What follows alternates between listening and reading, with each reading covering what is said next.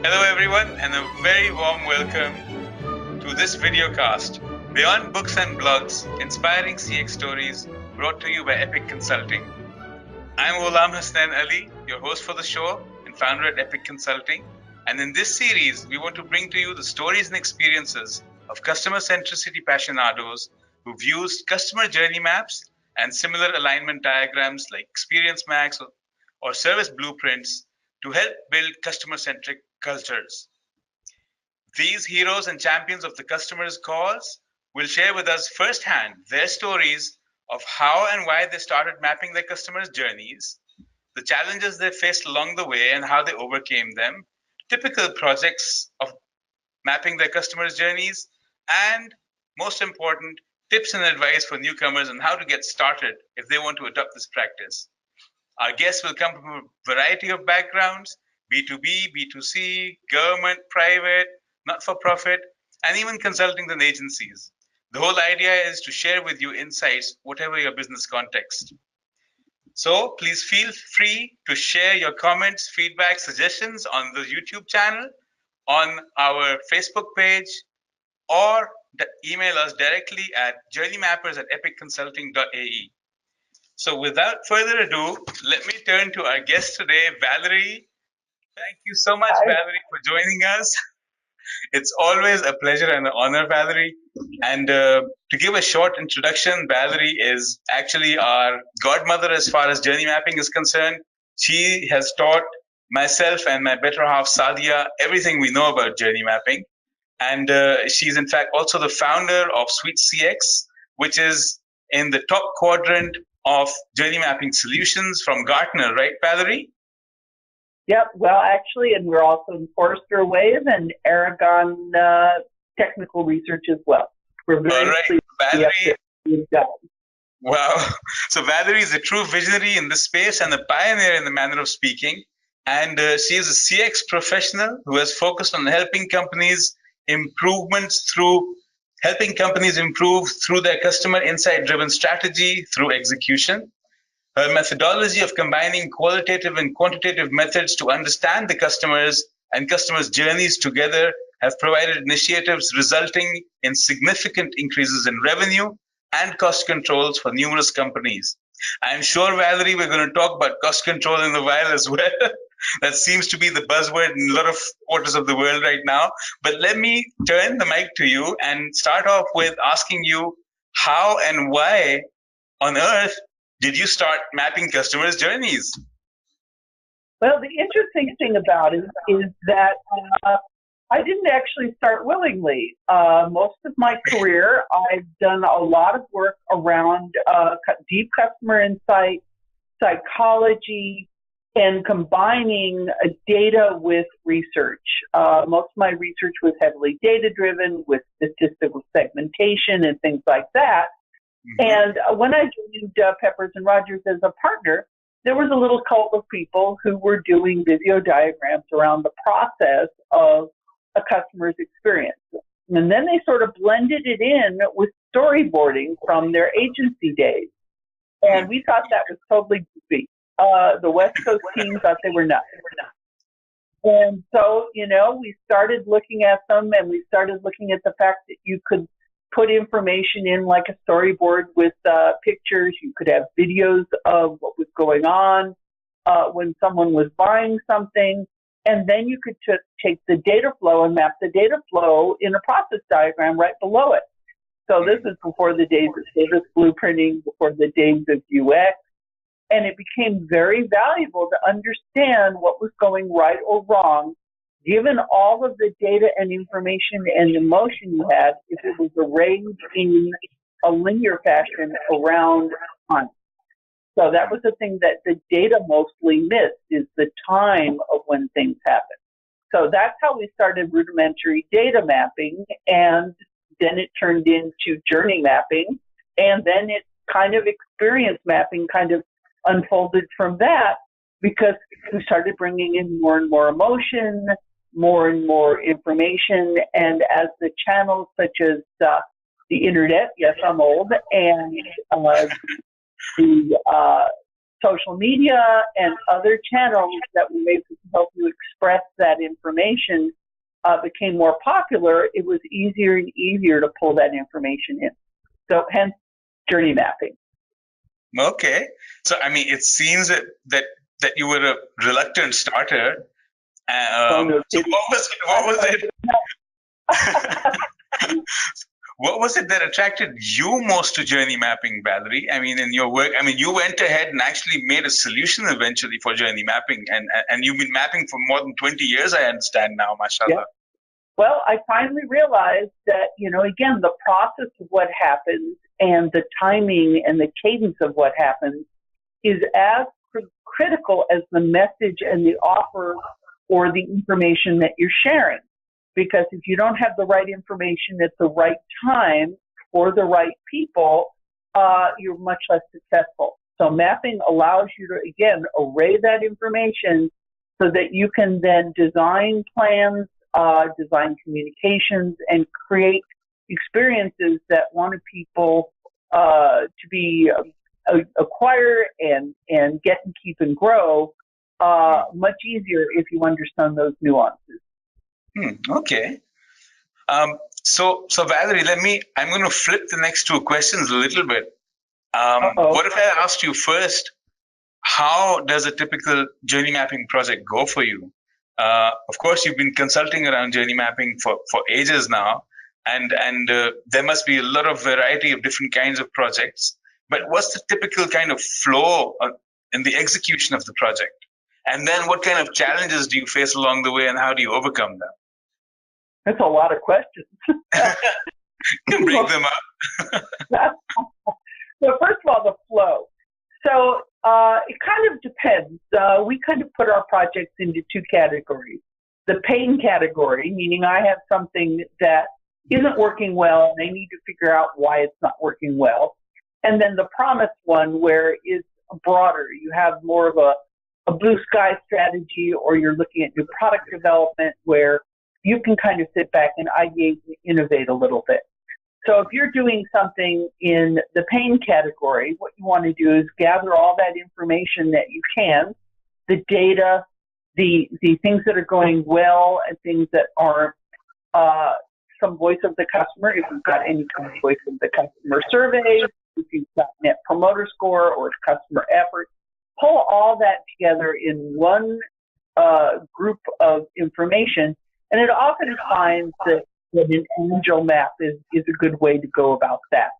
So somebody gets up and facilitates, and in 1 or 2 days, you get down into key things that are either moments and pain points from the company perspective, and most importantly, from the customer perspective. Then when you have more time, you can take that and layer it in and add information as you go along. The other thing is when you have a little more time, taking an inventory of your interactions, again, highlighting what's a moment of truth from the customer's perspective, and then what's a moment of truth from the company perspective. Because getting a sale or adding something to a cart or having someone renew isn't necessarily something that the customer is thinking of. They're thinking of just continuing a relationship and getting what they want. But from the company's perspective, there are key moments that not necessarily the same, right? There's about a 50% overlap of what the customer thinks is important and what the company thinks is important. Okay. And then, so that's a lot of understanding. So when you say that, okay, so basically you normally start off pulling in all the data, right? I mean, whatever voice of customer is available. Does that give you a lot of credibility? I'm sorry?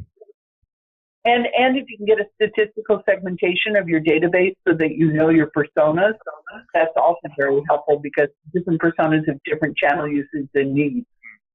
Okay.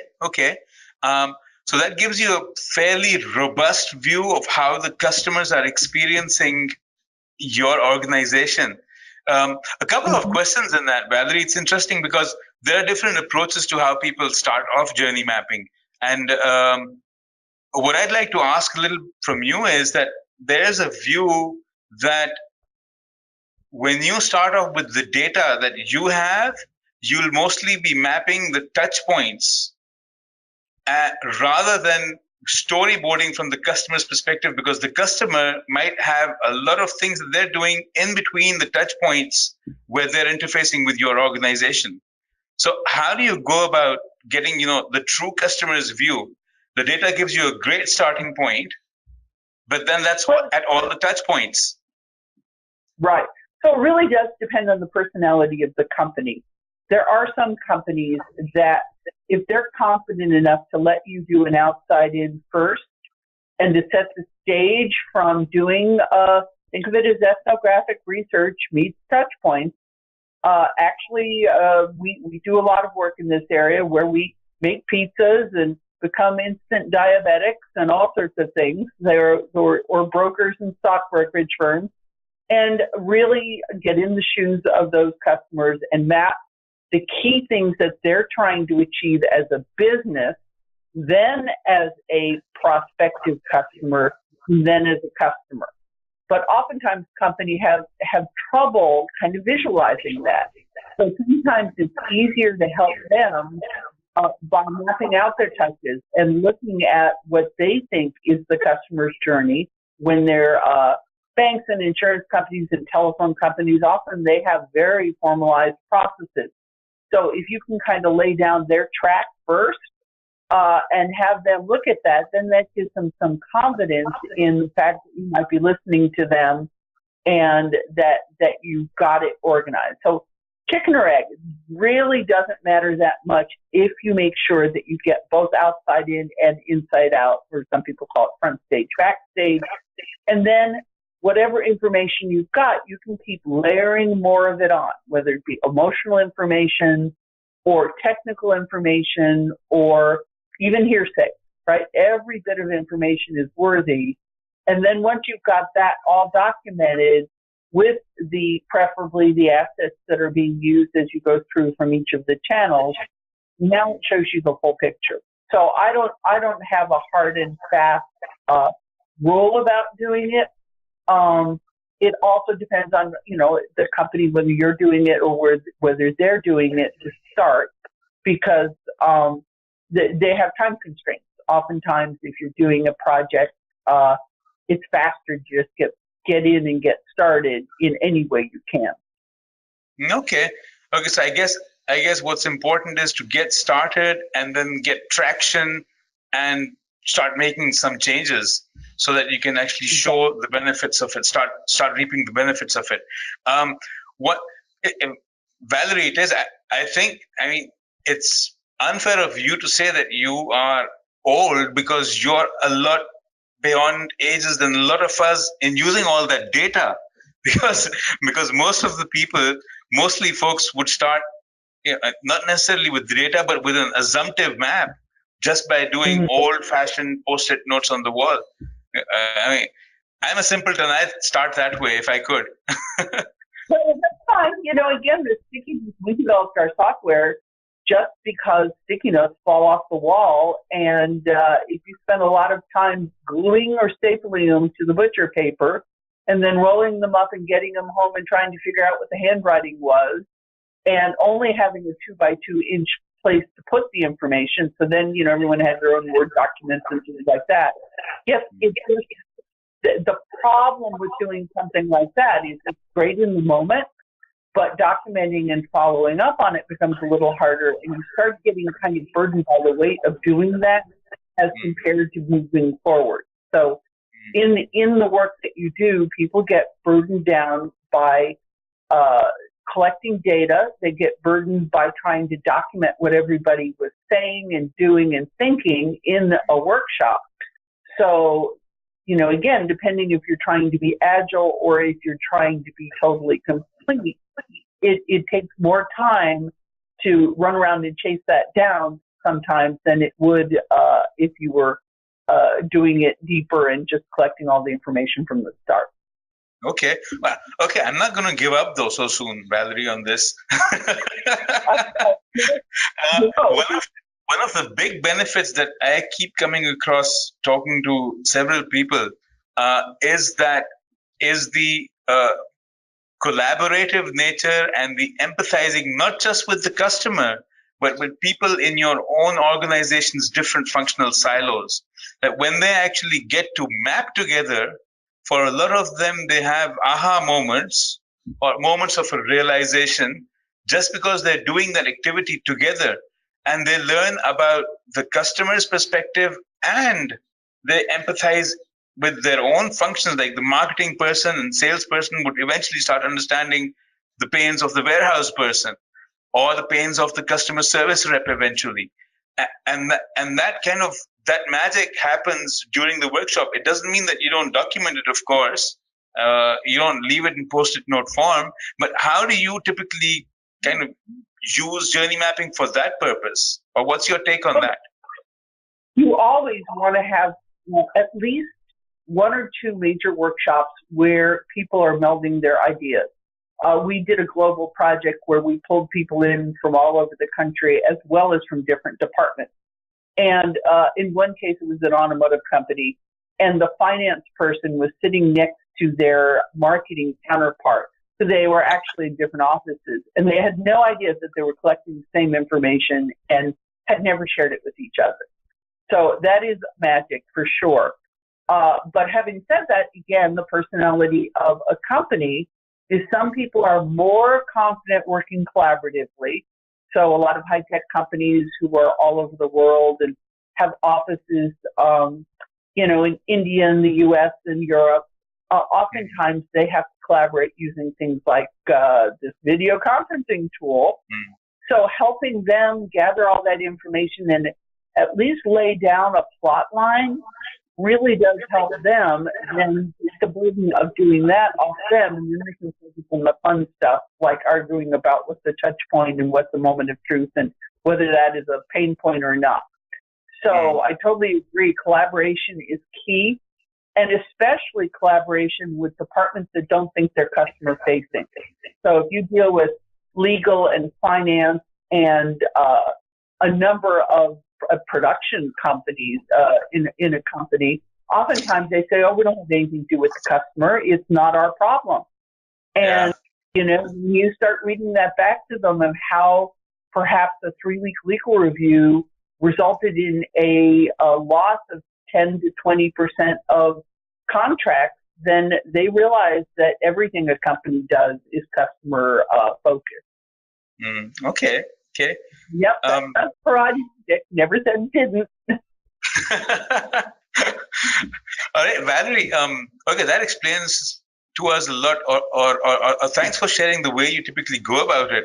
But what are some of the challenges that you face, and how do you typically overcome them then? Well, silos are certainly the biggest challenge nowadays. You have your call center, you have sales and marketing, and then you have different groups that maybe are doing mobile apps and different groups that are doing websites and social media. So just consolidating all of the information into a usable format is difficult. And again, the data access, any kind of data, whether it's emotional data or clickstream data or response data, making it useful from a customer perspective versus a did the person click the button perspective is very difficult. The second thing that's difficult is the awareness that it's not what they want the customer to do, it's what the customer wants to achieve. So if you work in companies, for instance, a cable company, and you want to lay down a customer's experience, pretty much the customer never wants to actually see you. They want you to be proactive. They want you to just install whatever gear it is to get them up and going. And they never want to see you, even if there's an outage. Maybe they want a message after you fix the outage proactively, so they never notice it, saying, we're going to give you a credit on your bill, right? So it's really hard to get people to think in the mindset of their customers. And then the third thing that's really difficult is the initial recognition that the customer's experience and customer experience are critical to any company. If you've got a great experience, then customers are going to come back. They're going to collaborate with you. They'll forgive you for some faux pas that you have and some issues. And if you don't have a great customer experience, no matter how great your product is, another product's going to come along and just run over you. So I think that executives actually realizing that still is the key to a long-term success is the biggest barrier. If your CEO is not bought in and actually funding and encouraging customer experience, and they think that user experience or product is going to be the key thing that's going to make them successful, they're sadly wrong. Okay, that's interesting. Not about. Okay, there's actually a lot to talk about in there. So let me take it one by one. First of all, how do you then typically address these challenges? Or how do you try to at least? Facts are wonderful things. We're very fortunate in the last probably 6 years, there's been enough research around leading edge and lagging edge companies and their performance that absolutely ties the fact that customer experience is critical to that. And customer experience is critical to stock price, it's critical to retention, it's critical to surviving downturns. So again, if someone's open to looking at that data, that's quite powerful. The second thing that's powerful is, again, collaborating with people who do have some experience in this and can help you design programs that create what we would call a success virus. So, you always have one or two successful ideas in your back pocket that you want to test small, right? So you don't have to spend hundreds of thousands of dollars doing a CX project. You can go in and, again, look at some areas that might improve and improve revenue or improve retention, and just identify moments of truth and pain points, fix those, track them pretty closely, and again, you'll start getting converts fairly rapidly. Finding companions in arms like Six Sigma folks or the Agile teams to work with is often very successful. Getting agencies on board because, again, depending on if you're the type of company that perhaps is consumer-oriented, CPG companies in particular have very heavy dependence on their agencies. And getting the agencies to work with you on this is also very helpful. Okay. What kind of support do agencies typically provide in this effort?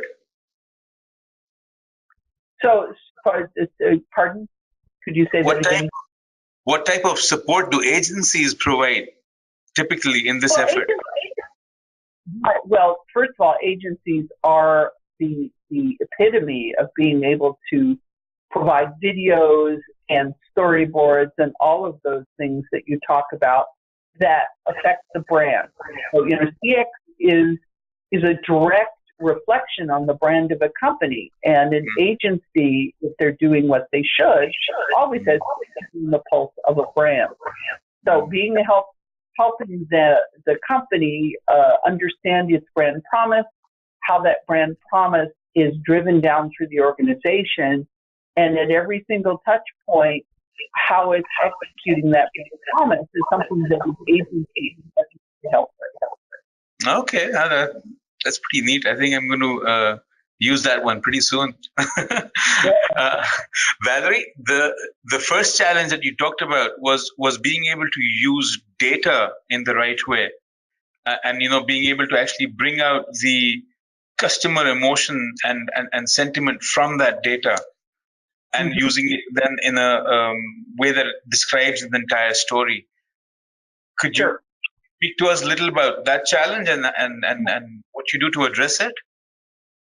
So the biggest challenge is that normally people don't collect data at a very disparate set of times. They usually do a voice of the customer type of survey and voice of the employee, which is very helpful if it's mirroring the voice of the customer. And then they do net promoter score, and they do them at somewhat irregular times because you can't possibly ask someone at every single interaction whether they refer you or how well things are going. So the rolling nature of response data is kind of hard to pin down to each moment of truth. So that's generally a problem. You have to kind of freeze your data into a set that allows you to look at what's working and what's not. The other problem with data is that getting it becomes a little difficult. If you're looking at waterfall data or clickstream data, again, the timing might not always be exact with what you're trying to understand or map. So you may have to more closely look at certain areas or start collecting data at a particular moment of truth. So say you've got a moment of truth where your waterfall data is telling people that they're falling off at a particular part of an acquisition stream. So you collect the data that is falling apart. You go look at the asset that was presented the moment before it fell apart, and then you collect some verbatim, if you can, around the emotion of what was going on. And at that point, you can actually say, well, gee, this is kind of interesting. You asked for some very personal data, or you asked for my phone number or something like that, and there looks like there's a direct correlation between that and the fall off of the process of acquisition, right? So you have to be a little bit of a sleuth to look at some of these things. But in general, the data gives you direction. The voice of the customer and employee gives you that strength of direction and emotion. And then just looking at all the artifacts themselves, and with a little experience, you can quickly identify when things are going well or when they're not. At least a hypothesis of why it might be, so you can further test it. Right. Okay. So if some of this hypothesis then eventually needs to be further tested, you can either do it by collecting more data, or you could actually, do you actually try to have the journey maps which have been, constructed through all this data that you put together, and then the organization has been through it once as well? Do you ever consider validating those with customers directly? Absolutely. That's great to do those in a focus group. I do that all the time. So a number of things you can do. Number one is if you've got, again, these key moments of truth where major things are happening. Someone is either not moving forward, or they're in fact moving backwards, or there's negative information. You can very straightforwardly do a set of customer interviews where you can ask those questions of the different customers in a very specific way. I often do that. I often take the moments of truth and actually do a set of questions that you can either send out or you can do it verbally, because that gives you the opportunity to get the heat of the emotion, as it were, and listen to that, right? And then you can also use things like user.com and some of the other testing tools. There's a myriad of ways to actually test particular areas of interest. So, and I suggest you use all of them, because again, as much information as you can collect and have time for, because, again, this is not a thing that often is well funded, understanding how your best customers, because those are the ones you should be looking at, value that particular set of actions, and how are they achieving their mission in doing them. So, you only get that through interaction from outside in. You don't get it from inside out. I often say that, people spend an inordinate amount of time looking at the entrails of their data. And if they only asked the customer what they wanted, they would give it to them, because customers by nature like to share information, and companies tend to be afraid of their own customers. Yeah, that's true. There's especially if they haven't done anything of this kind before, they're really scared of them. If I get an executive on a ride around. It's like pulling teeth. I'm sorry? Trying to get an executive to go on a field ride around or go out to see a client or take them out to lunch or whatever is usually a very difficult thing. They're afraid of their customers. It's funny because they're the ones who created those customers in the first place. A lot of the time. Yeah. They distance themselves higher up the organization. We find that, having things like customer war rooms where you can pick up the phone and listen is valuable. And again, really highly ranked customer experience focused companies, their executives are out talking to their customers. They sit in line in the call centers, and they really do have a finger on the pulse. And that's why they're successful, because they have a finger on the pulse of their customers. Yeah. Someone recently said that success can really take you in the wrong direction sometimes, because you just start becoming very latent and very laid back about success, and then that's when you start distancing yourself from your customers, and then you start losing it, and then getting back on track is very painful then. It is, and often it's not survivable, because in this world of disruptive technology and business disruption, the brand is far less important anymore. When was the last time you went to an ATM or to your grocery store, wherever you want to get $40, and you could care less who you're interacting with there. You just want your $40. In fact, if you never showed up and the money could have been deposited in a virtual way with the swipe, you would never interact with your brand. Yeah, that's true. Val, I want to before we move on to kind of, what kind of benefits you think you've seen organizations reap from journey mapping. You touched on something in between, which is really interesting, because we're having debates about that nowadays between Sadia and myself as well. Is this correlation between, or relationship between CX and UX?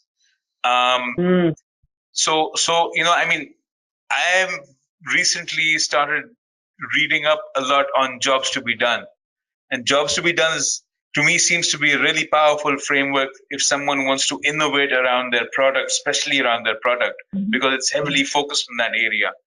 It doesn't ignore completely the customer life cycle, but its real focus area is the product and innovation around that. And the way we see it is where everything falls under CX, because it's just different points of time. Your customer could be different. The customer could be the person who's buying it. The customer could be the person who's reviewing it, denying it, or using it, or disposing it of later on. So, how do you see this interplay between CX and UX? Well, they're inextricably tied together, but UX is a subset inside CX. CX is the entire experience you have with a brand and the other people influencing you. UX tends to be very product-oriented. And then even further, something like user interface is, I push this button and I expect something to happen, is a subset of UX. So they're tied together. Without having UX, in many cases, you won't have CX because you don't have anything to present. But UX is a subset. You need things like empathy, you need information, you need to have a persona. Because, for instance, if I'm a digital diva and I only want to use a mobile app, and you only have Samantha senior clients who either go into a store or call for all of their interactions, those two different user experiences are totally separate. So if you don't understand who your customer is and who your valuable customers are, you don't understand the experience that they want, and you don't understand what they're trying to achieve, it makes it very difficult to do a user experience, because you have no idea. You're shooting in the dark of what they might want. So then, a lot of the times what I see in organizations is that it's not necessary that the CX and UX teams are working together. And they seem to be doing their own things. Sorry? It's fatal. You end up you end up with a pretty fatal disconnect. I just have an example of a client that I was working with. Exactly, the UX team was complaining that they had to stop and wait for the journey mapping and the CX team to catch up and do a few things. And we did some outside-in research with the customers.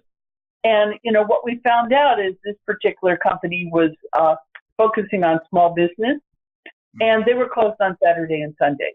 Well, when do you think, and it was a financial product, when do you think small businesses tend to get things done? It's when they have some downtime, right? So they had no idea that that was a problem and that there weren't enough frequently asked questions or videos or self-help on their system to be able to help somebody design what they needed to do. And right. We pulled up the data, and sure enough, the data told them that their biggest drop-off in customers were on the weekend.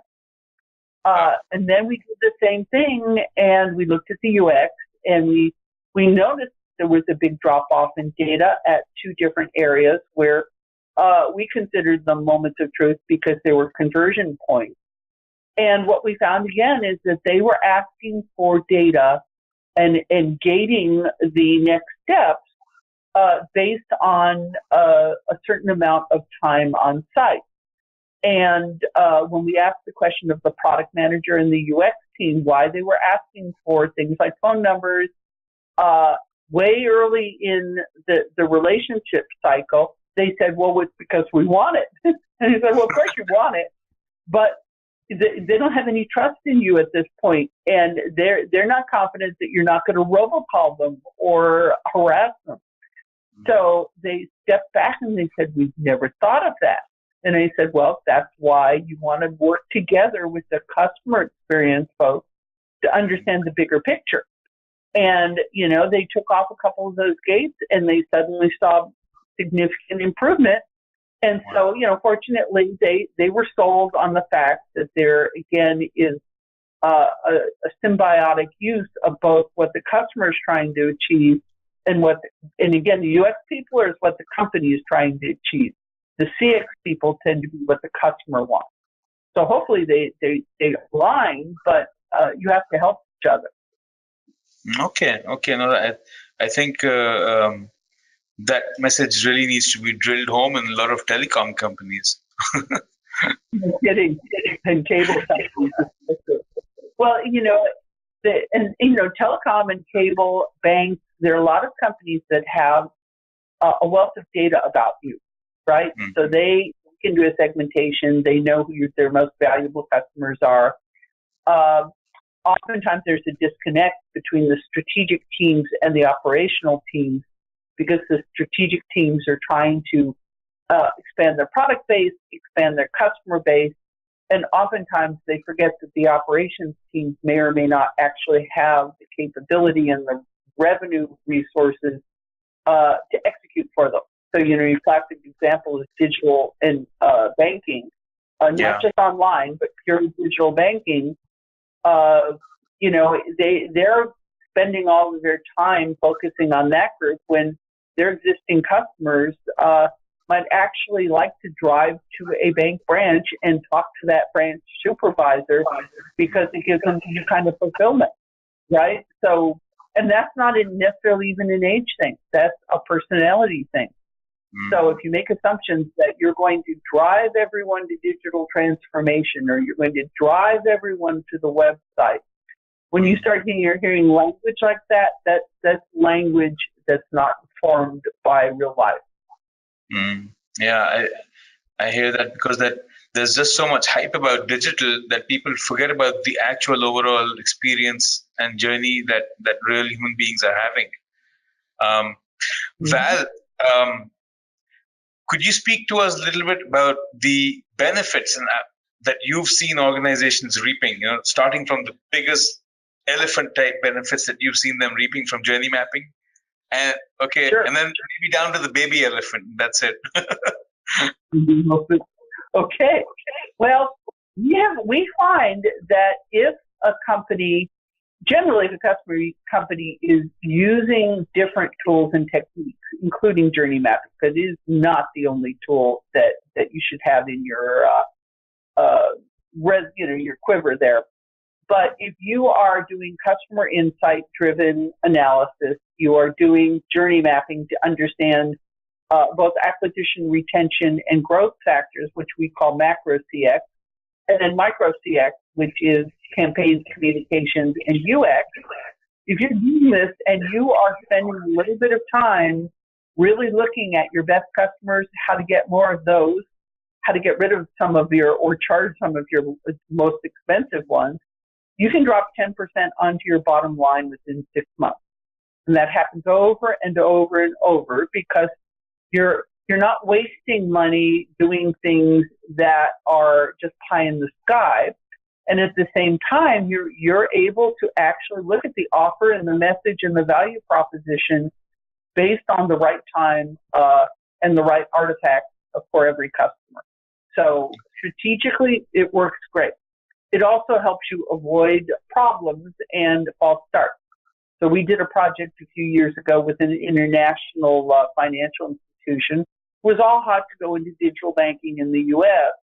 And we looked at the institution that they wanted to work through. And it's a great regional bank. The challenge is that when we actually did a journey map and we applied time to something, we found that it sometimes took 4 to 6 weeks for someone to get approved to be able to come online as a bank customer. Well, this wasn't a problem in general because these were really high value individuals and they had very complex banking records and things like that. So they knew that it was going to take time. Their biggest competitor was onboarding someone in 4 hours. Well, when they stepped back and looked at that, they realized that they had some work to do, right?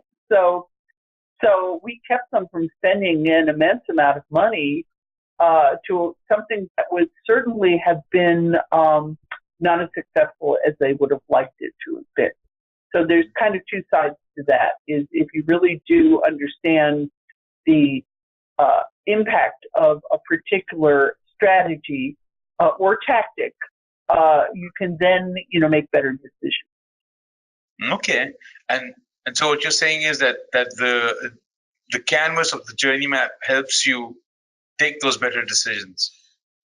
Absolutely, and again, the function of doing something like journey mapping also has to have all of that supporting data, research, the people who know what they're doing in the room, the ability to do a service blueprint and UX work so that it all comes together to make a strategic decision.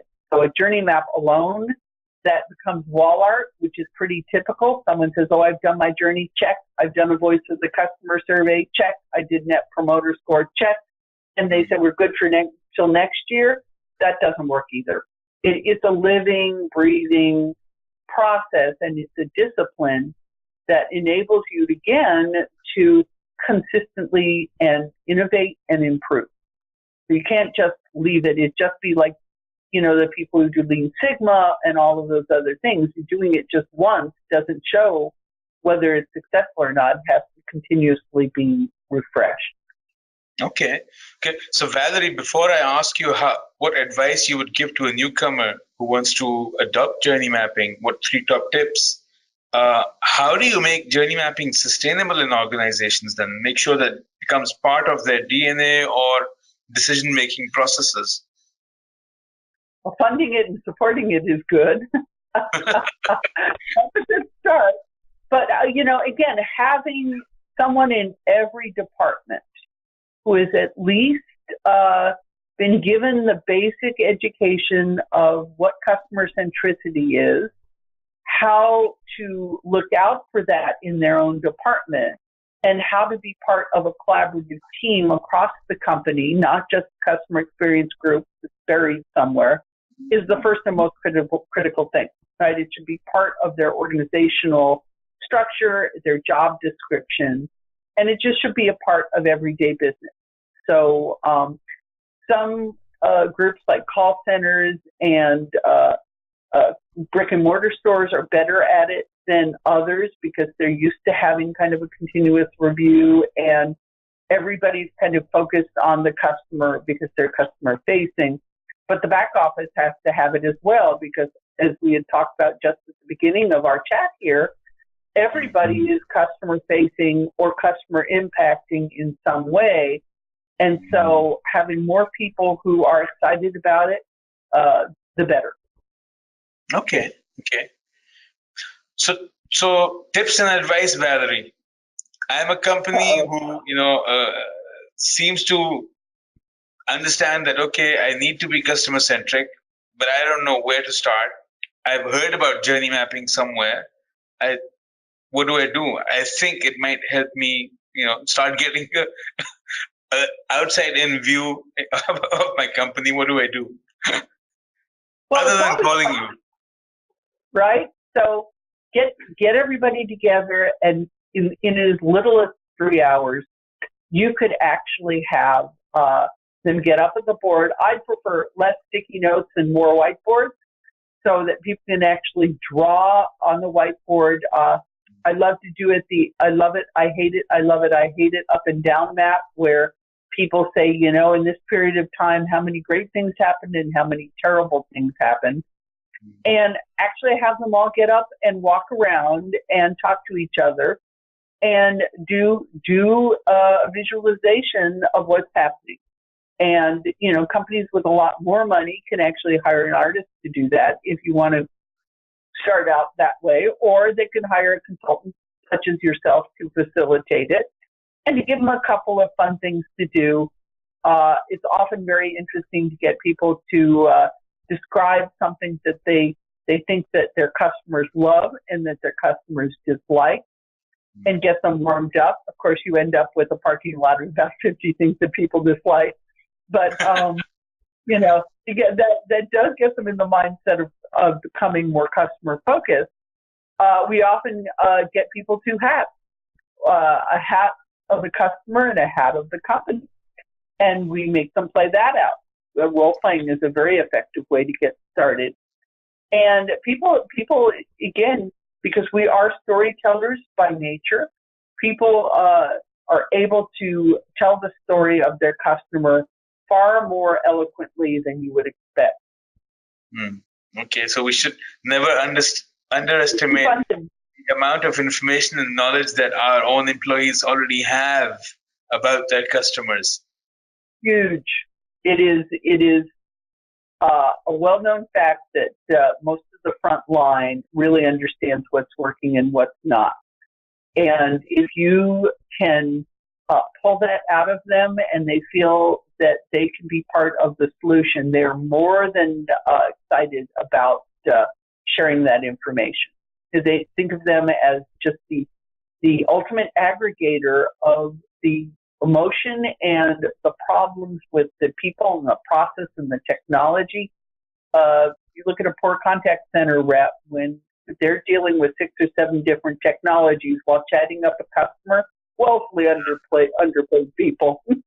Yeah, that's true. They know exactly what's going on. I'm sure a lot of ladies would be good in the call center environment just because they're better at multitasking. And you can ask them, truly, I don't realize how much outside-in research I do that I get from just chatting up a competitor's call center rep. They share all sorts of good stuff. Okay, that's an awesome tip. Okay, so get people ready, get people together and start thinking about their customer in a workshop, in a small thing. Just get them up and moving and trying to empathize. That's tip number 1. Engage your frontline people as much as you can. What would your third tip be then? Well, again, make it iterative.